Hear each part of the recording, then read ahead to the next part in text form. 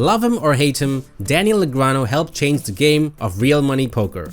He was among the first generation of young superstars to take the game away from the older players. He has been more open with his followers about his private life than many a celebrity, and he's honest about his mistakes. Here are 10 amazing Daniel Negreanu poker stories that you probably didn't know.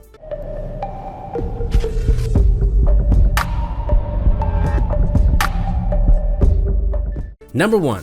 He may not have found it funny at the time, but the poker community was buzzing after Daniel Negreanu bought into the same event 48 times. Never one to shy away from saying what he thinks, Negreanu has produced a number of popular vlogs about his time at the WSOP. However, in 2009, it seems he was more intent on letting his money do the talking. Hellbent on winning a bracelet that year, he re-entered a $1,000 tournament 47 times. That, on top of his original buy-in, meant he spent $48,000 to win the gold.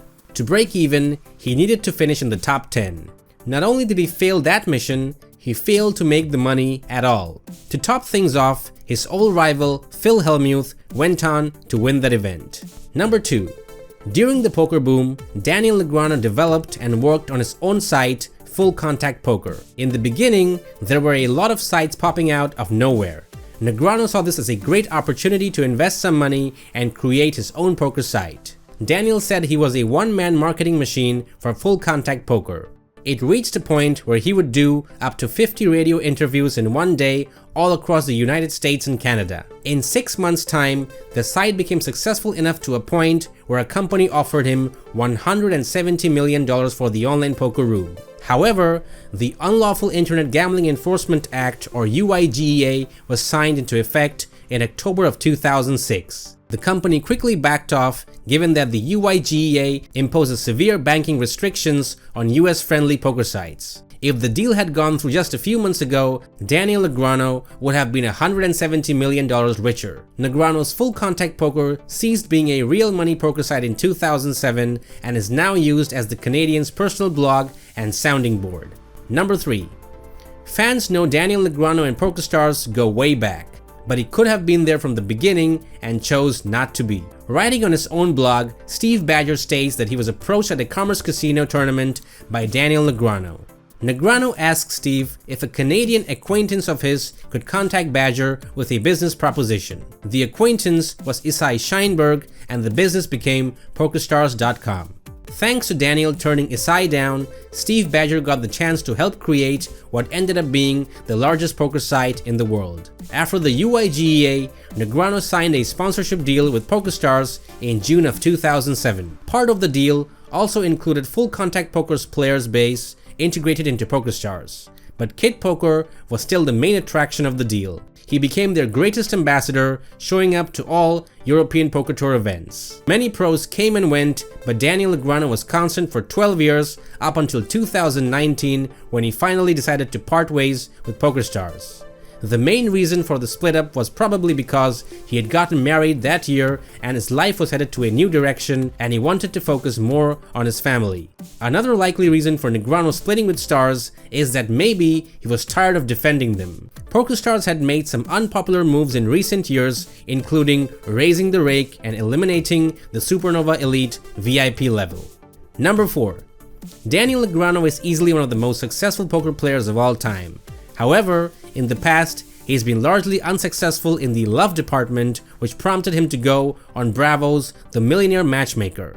This show, which had run for 8 seasons, featured matchmaker Patty Stangler trying to hook up millionaires with potential soulmates. The beginning of the program involved Daniel Negreanu being sent to an astrologer who explained that Negreanu's previous heartbreaks were necessary in order for him to learn to trust people. After meeting with the astrologer, the 37-year-old headed to a mixer where he chatted with plenty of beautiful girls. Negreanu then selected one of these women to go on a date with.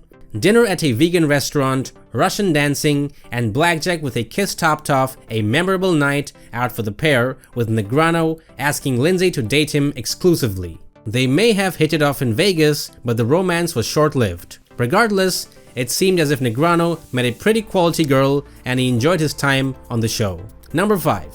Negreanu has a long list of women in his dating history, and not only dating, but he was also in a marital relationship for a short time. he was briefly married to Michigan girl Lori Lynn Weber. He and Lori ended their marriage within 2 years of their wedding. After the marriage failed, the player was in a relationship with a fellow professional poker player, Evelyn Wen. Negreanu also dated the Hungarian beauty queen Christina Polgar, but the relationship didn't progress further. Instead, it came to light that he was dating Marissa Rodney, a stylist at Royalties Hair and Makeup in Las Vegas in 2014. However, 4 years later, the relationship ended and Negreanu announced the breakup through his blog site in late of June 2018. As for the root of their separation, he cited they were not compatible in their relationship. Before being in a relationship with Marissa Rodney, Negreanu shortly dated the poker hostess Amanda Leatherman. Their relationship didn't work at the time and they parted ways. But the breakup happened only to strengthen their bond. Negreanu reconnected with Amanda in 2018 and started dating. Thankfully, this time, the Toronto native didn't waste time and got on to one knee to propose Leatherman in January of 2019. 4 months after their engagement, the duo tied the knot on May 17, 2019 at Ranchos Palos Verdes, California. Number 6. Daniel is not the first one nor the last poker player to download the Hearthstone app. Negreanu said once he was about to go to a party when he began playing the app. Nearly 6 hours later, he realized he had missed the party. Hearthstone is a deceptively simple game. Players use cards to fight matches between heroes and minions. Who goes first and which character is played weighs heavily on the outcome of the game. The strategic component of the game obviously appeals to people like Negreanu. Number 7. It's not a secret to fans of Negreanu that he had been going through a bracelet drought. The last poker bracelet that he had won was in 2013. So in 2020, Daniel Negreanu was so confident in his poker game that he put his money where his mouth was and put up $1 million against eager gamblers that he will win a 2020 WSOP bracelet. Negreanu was giving odds of 2.5 to 1. It took minimal time for Negreanu to find some takers. The 6-time bracelet winner sold off the entire amount to multiple players, including Connor Drynan and Ali Imzarovic. He allowed each bettor to wager up to $100,000. Sadly, however, he failed to win any bracelet that year and lost the bracelet bet and $2.5 million.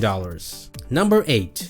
When all the top-notch players like Tom Dwan, Doyle Brunson, and Phil Hellmuth take a seat, Daniel Negreanu should not be missing, and so he was literally the only one who accompanied the TV show High Stakes Poker throughout all of its first 6 seasons. Unfortunately, Negreanu had a curse attached to him throughout all of the episodes. He lost an insane sum of money via complete blow-ups, misreads, horrifyingly awful suckouts, or the plain old run bad. He ended up being the biggest loser in the history of high-stakes poker with a total loss of over $2 million in 881 hands. No one else lost more than $500,000. Number 9. Daniel Negreanu shared some of his golf stories with the No Laying Up podcast.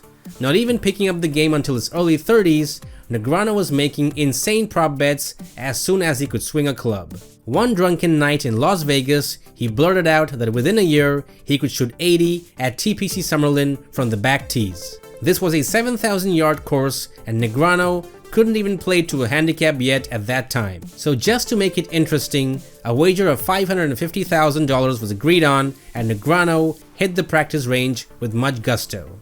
Eventually, the score started to come down, and with perfect timing, the bet was successfully completed. On the last shot, he needed to sink a 6-foot putt. His knees gave out on the shot, but he sank the ball. There was also talk of losing big money to Phil Ivey, including $1.2 million in a single day. The golf debts racked up to a total loss of $3 million eventually, but with the help of a skilled caddy and coach, Christian Sanchez, Negreanu won it all back, plus some more. Number 10. Daniel Negreanu claims not to have much interest in money except as a means of keeping score. After he won $1.8 million at the Bellagio, he bought 6 videos and put the rest of the money in poker chips in a lockbox at the casino as if it were a bus station locker. The $1.1 million Negreanu won in Atlantic City was converted into $300,000 cash and $800,000 check. Back home in Las Vegas, Negreanu discovered he had left the check in his hotel room and that the maid had thrown it out, and so Negreanu had to fly back the next day for another check. This video is powered by Bluff the Spot, the best place to learn how to win at poker from actual high-stake coaches like MMA Sherdog. Check the link in the description.